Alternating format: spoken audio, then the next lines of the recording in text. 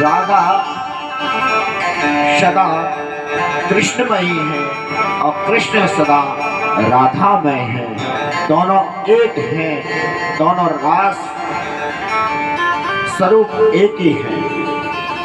अब तो भगवान की उस मुरली को सुनकर के सारी गोपिकाएं दौड़ दौड़ करके वहां पर आने लगी। ढोलक त्रिविध पवन सुखदाये, ढोलक त्रिविध पवन सुखदाये।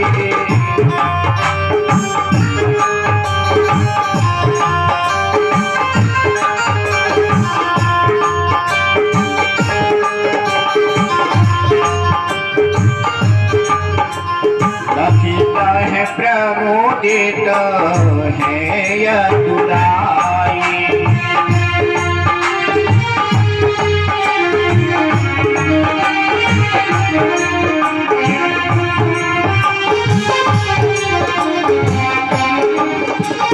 तेरे भाग्य है बैनो बचाई।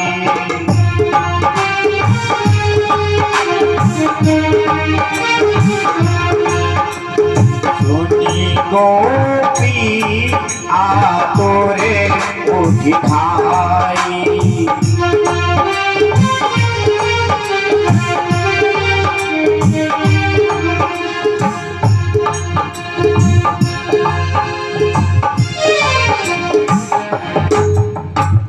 अब तो श्री सुखदेव जी वर्णन करते हैं। और ये जो चौपाइयाँ ये ब्रज विलास की हैं, मधुर विलास की चौपाइयाँ हैं जिनको मैं बोलता हूँ। अब तो दुहंत्यो भी ययुग काश्चित दोहे हित्वा समुत्सुका पयोदिसृत्य संयाव वनद्वास्य पराययु। अब तो जो गोपी जो कार्य कर रही थी उस कार्य को वैसा ही छोड़ करके चलना प्रारंभ कर दिया। जो गोपी भोजन आरोग रही थी वो भोजन को छोड़ करके चल दी। जो गोपी अपने बच्चे को दुग्ध पिला रही थी वो दूध पीता छोड़ करके चल दी।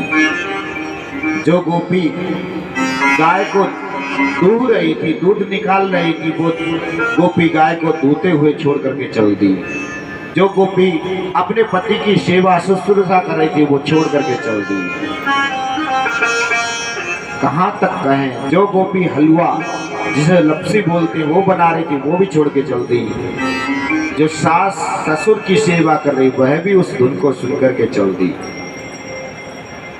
एक गोपी को तो इतना हुआ, उसके पति ने देखा कि ये जा रही है, उसको पकड़ करके बंद कर दिया अंदर। बोले नहीं जाओगी आप कहीं भी, क्योंकि ये बंसी सभी को सुनाई नहीं दी, मात्र जिनको प्रभु ने चाहा उनको ही सुनाई दी, जिनको कह रखा था। तो उस गोपी को ले जा करके अंदर बंद कर दिया। अब उस गोपी ने कहा तुमको शरीर से बहुत प्रेम है तो आप बेशक मेरे शरीर को यहाँ कैद कर सकते हो, लेकिन मुझे कैद नहीं कर सकते हो। और गोपी अंदर बैठ गई और अंदर बैठ के त्रिभुवनपति श्री कृष्ण का ध्यान किया। और ध्यान प्राप्त च्युत निर्वृत्या क्षीण मंगलः। जैसे ही अच्युत भगवान गोविंद का ध्यान किया वैसे ही उसे जीर्ण क्षीण रूपी शरीर को छोड़ करके दिव्य आत्मा के द्वारा उस रास में प्रवेश कर गई। जो गोपी शरीर से गई थी गोपिन के से पहले जाकर के भगवान की सानिध्य प्राप्त कर ली, क्योंकि ये आत्मा और परमात्मा की रास लीला है। ये जीव की और परमात्मा की लीला है। तो साधारण पुरुष तो इस लीला को प्रवेश पा ही नहीं सकते थे। कामम क्रोधम भयम स्नेह नित्यम सौहृदमेव च नित्यम हरो विदे दत्तो यान्ति तन्मयताम ही। यहाँ काम क्रोध भय इसलिए आदि जितने भी सौहृद आदि थे सब गोपिकाओं का पीछे छूट गया। वो सभी को काम को छोड़े आई को मोहे को, क्योंकि यही बंधन है।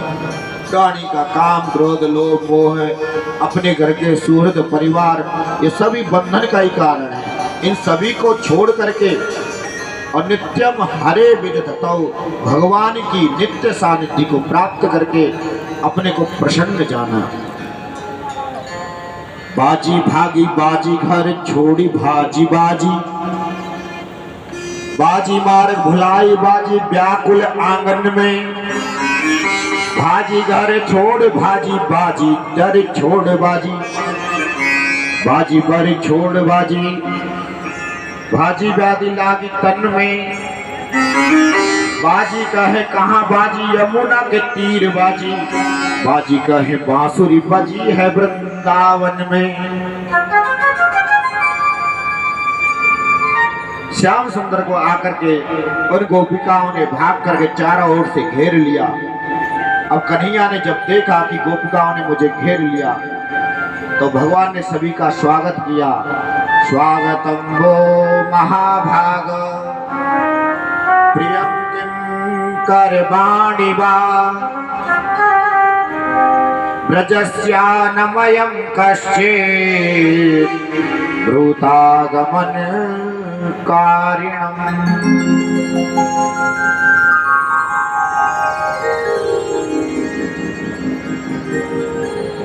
बोले बांके बिहारी लाल की जय। भ्रमर गीत प्रारंभ ना हुआ, थोड़ा बहुत हुआ है, अभी तो भ्रमर गीत बहुत दूर है।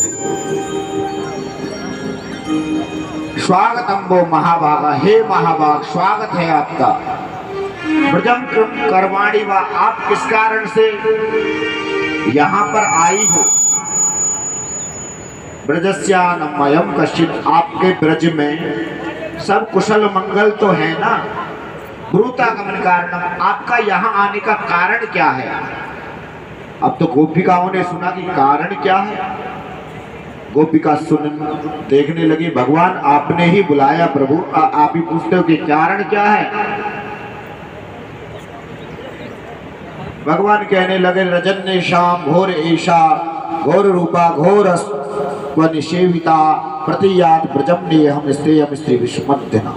अरे रात्रि है, ये घोर रात्रि की बेला है और इसी घोर रात्रि में स्त्री को कभी जंगल में नहीं आना चाहिए, शास्त्रों ने मना किया है। और इस घोर रात्रि में, इस घोर जंगल में जहाँ चीते हिंसक जीव यहाँ पर निवास करते हैं, इस अवस्था में तो आपको आना भी नहीं था। रजत शाम दर्शन कर लिया हो, इस प्यारे सुंदर से वन उपवन का दर्शन प्राप्त कर लिया हो तो आप अपने पतियों के पास जाओ, क्योंकि नारी का धर्म है कि अपने बिना पति की आज्ञा के नहीं आना चाहिए।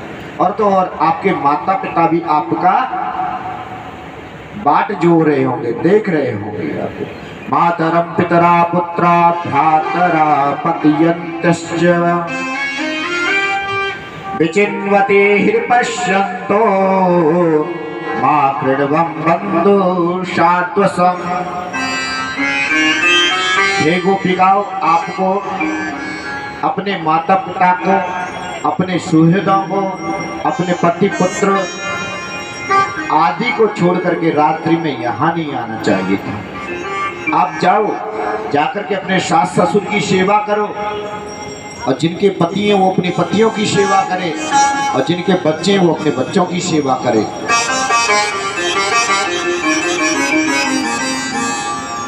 आपने इस वन की शोभा को देख लिया और आप यहाँ ना रुकें। और तो मैं कहता हूँ चलो, हो सकता है कि आपका पति आपकी बात ना मान रहा हो, इसी कारण से आप यहाँ चली आई हो। लेकिन शास्त्र कहता है, दुस्सीलो दुर्भगो वृद्धो जड़ोरोग्य धनो विवा पति स्त्री भी न हंतव्यो लोकेप्सु भिर्पातिति। शास्त्र कहता है कि आपका पति दुस्सील हो सकता है उटपटांग बोलने वाला हो, आजकल तो प्राय हो जाते हैं, हर समय दुस्सील हो, दुख देने वाला हो, स्वभाव से भी दुस्सील हो, कठोर बोलने वाला हो, दुर्भगो, भाग्यवश आपसे आपको ऐसा वर प्राप्त हो गया हो जो आए क्षण आपको कलेश देता हो, वृद्ध हो। कभी कभी क्या होता है कि लोग बस छोटी उम्र की कन्या को बड़ी उम्र के व्यक्ति को सौंप देते हैं, धन के लोग में। तो वृद्ध भी हो तो भी जड़ो मूर्ख व्यक्ति या रोग आदि के द्वारा ग्रसित हो, जैसे पांडु या धनोपीचा, धन कभी आज व्यक्ति के पास में बहुत होता है, कभी कंगाली आ जाती है, ऐसा भी हो। पति स्त्री बिना हाथव्य, कभी भी पत्नी को, अपने पति को चाहे दुस्सील हो, दुर्भगो हो, कठोर बोलने वाला हो, जहां तक हो वहां तक निभाने की कोशिश करनी चाहिए, परिवार को बांधने की कोशिश करनी चाहिए। लेकिन कलयुग चल रहा है महाराज, तो कलयुग में जितना माताओं को उनका ध्यान देना चाहिए, इतना ही उन व्यक्तियों को भी अपनी पत्नियों का ध्यान देना चाहिए, क्योंकि समन्वय तो परस्पर की वस्तुओं में होता है। तो अपना व्यवहार यदि बनाना तो दोनों को बराबर चलना पड़ेगा, तभी आप इस संसार में अपनी गति को बढ़ा सकते हो। तो भगवान ने कहा आपका पति कैसा भी हो, आप जाओ, जाकर के अपने पतियों की सेवा करो, क्योंकि अत्रि मुनि के आश्रम पर जब भगवान राम गए तो अत्रि की जो पत्नी अनुसुईया है, उन्होंने भी माँ भगवती सीता को उपदेश दिया था, एक ही धर्म एक व्रत ने माँ, एक ही धर्म एक व्रत ने माँ, एक ही धर्म एक व्रत ने माँ।